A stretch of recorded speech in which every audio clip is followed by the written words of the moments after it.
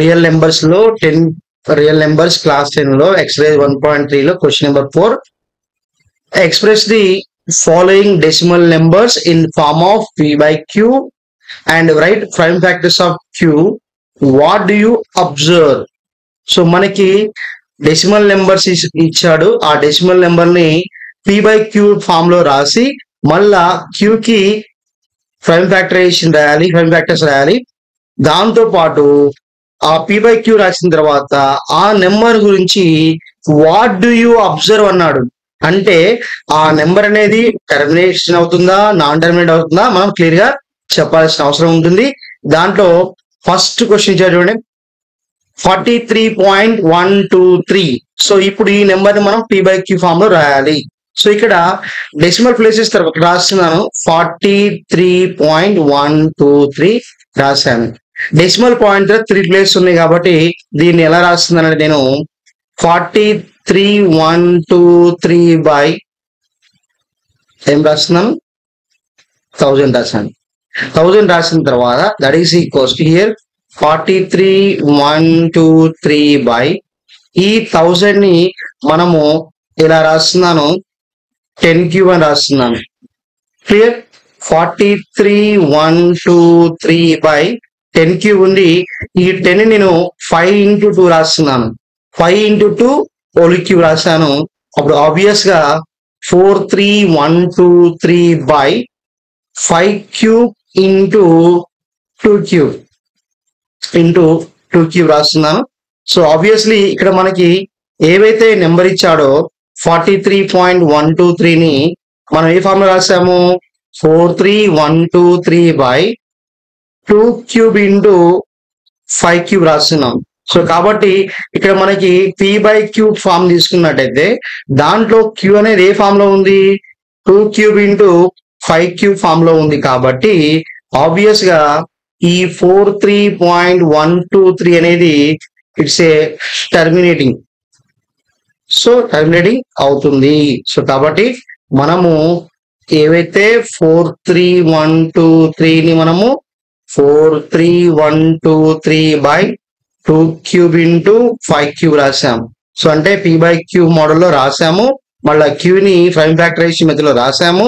ఇక్కడ మనకి q అనేది 2 to the power of m into 5 to the power of m ఈ ఫామ్ లో ఉంటే ఖచ్చితంగా అది టర్మినేటింగ్ డెసిమల్ పాయింట్ అవుతుంది. కాబట్టి సో మనం అబ్జర్వ్ చేసింది ఈ 43.123 అనేది terminating decimal number. Clear? See the second question children. So మనకి ఇచ్చిన నెంబర్ x అంటున్నాం, x is equals to 0.120111200112001 and so on. దీన్ని మనము ఒక rational number p by q form లో రాయాలి. సో రాయాలి అంటే రేషనల్ నెంబర్ లో మనకి రిపీటెడ్ ఫామ్ ఉంటుంది, తర్వాత టర్మినేటెడ్ ఫామ్ ఉంటుంది, and next non terminated forms ఉంటాయి. సో మనకి ఏవైతే p by q లో రాస్తామో ఆ q అనేది 2 to the power of m into 5 to the power of m ఉంటేనేమో టర్మినేట్ అంటాం, లేకపోతేనేమో నాన్ టర్మినేట్ అంటాం. సో ఒకవేళ డెసిమల్ ప్లేసెస్ రిపీట్ అవుతున్నాయి అనుకోండి, దాన్ని రిపీటెడ్ అంటాం. సో మరి ఇక్కడ ఇచ్చిన నెంబర్ లో చూడండి, ఒకసారి అబ్జర్వ్ చేయండి, అండ్ సో ఆన్ ఉంది, అండ్ సో ఆన్ ఉంది.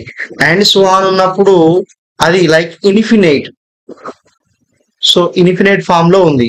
సో ఇన్ఫినైట్ ఫామ్ లో ఉన్నప్పుడు మనం p by q రాయొచ్చు. ఎప్పుడు రిపీటెడ్ ఫామ్ లో ఉంటే రాయొచ్చు. ఫర్ ఎగ్జాంపుల్ ఇప్పుడు 0.1212 ఇలా రాసాం అనుకోండి. సో ఇలా రిపీట్ అవుతూ ఉంటుంది. ఇలా రిపీట్ అవుతున్నప్పుడు మనం దాన్ని p by q లో రాయొచ్చు. కానీ ఇక్కడ రెగ్యులారిటీ అనేది మిస్ అవుతుంది. చూడండి, ఇక్కడ ఫస్ట్ 1 2 ఉంది, 011 ఉంది. నెక్స్ట్ అగైన్ ఇక్కడ సింగిల్ 0 ఉంది, ఇక్కడ మళ్ళీ ఏమొచ్చింది 1200 వచ్చింది. మళ్ళీ ఇక్కడ 12000 వచ్చింది. అంటే రెగ్యులర్ ప్యాటర్న్ కూడా లేదు. కాబట్టి ఇక్కడ మనకి ఇచ్చిన నెంబర్ అయితే ఉందో అది ఇర్రెగ్యులర్ ప్యాటర్న్ లో ఉంది. అండ్ సెకండ్ థింగ్, అది అండ్ సో అని అన్నాడు కాబట్టి ఇన్ఫినైట్ ఫామ్ లో ఉంటుంది. అప్పుడు మనము we are unable to write, we are unable to write in form of p by q, in form of p by q.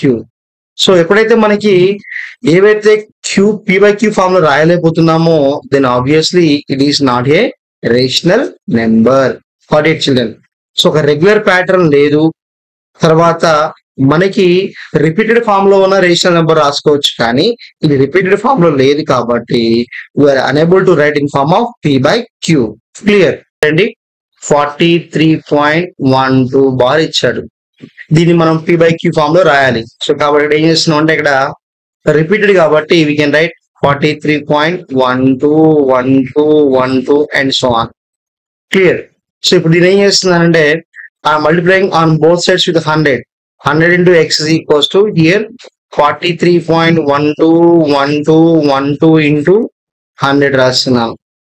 రాసినప్పుడు మనకి దీని ఈక్వేషన్ నెంబర్ 1 అంటున్నాను, దీని ఈక్వేషన్ నెంబర్ 2 అంటున్నాను. క్లియర్. ఈ రెండు మైనస్ చేద్దాం, 2 minus 1 చేద్దాం. అప్పుడు ఏమవుతుంది 100x minus x is equals to here already ఇక్కడ మనము 40 into 100 చేస్తుంది కాబట్టి వాల్యూ ఏమవుతుందంటే 4312.1212 అని వస్తుంది. And this is value what is 43.1212. Clear. So then obviously so this value is 0. Clear. Now 43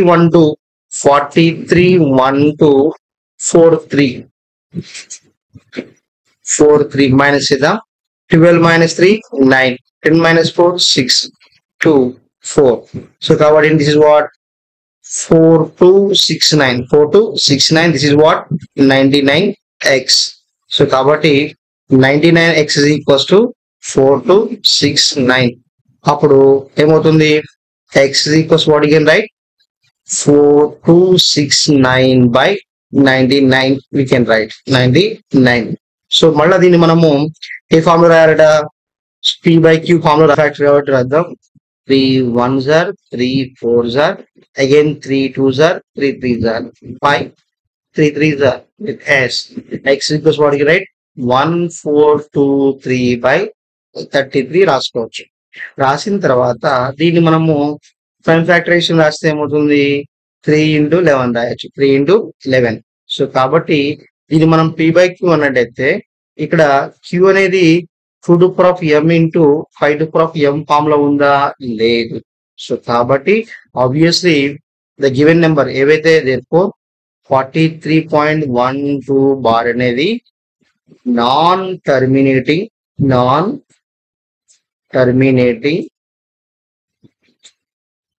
decimal number. And you also mention what is repeated గా bar అని ఇచ్చాడు కాబట్టి it is the repeated decimal number. Clear. Here students ఇచ్చిన fourth problem చూడండి, x ని ఏమన్నాడు 0.63 bar అన్నాడు. So clear. అంటే 63 అనేది రిపీటెడ్ గా వస్తాయి, దాన్ని ఏం రాస్తున్నానంటే 0.636363 అని రాసిన. క్లియర్.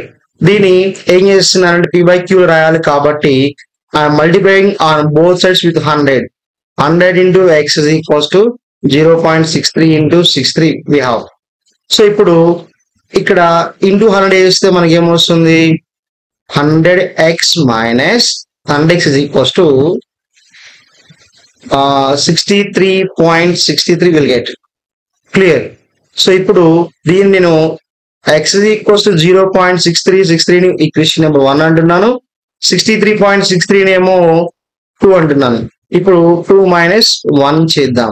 ఇప్పుడు ఏమవుతుంది 100x minus x is equal to what 63.63 plus minus 0.63.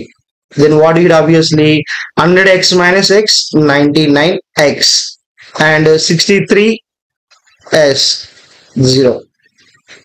Then what is 99x is equals to 63. Then x is equals to what 63 by 99 రాస్తున్నాము.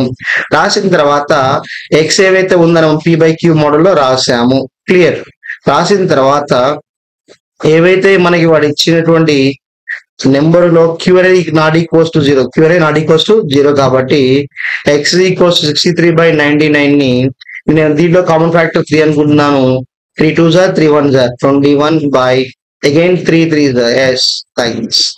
So then x is equals to 21/33. So దీన్ని మనం ఏం రాసుకోవచ్చు 21/11 into 3 రాస్తున్నాము.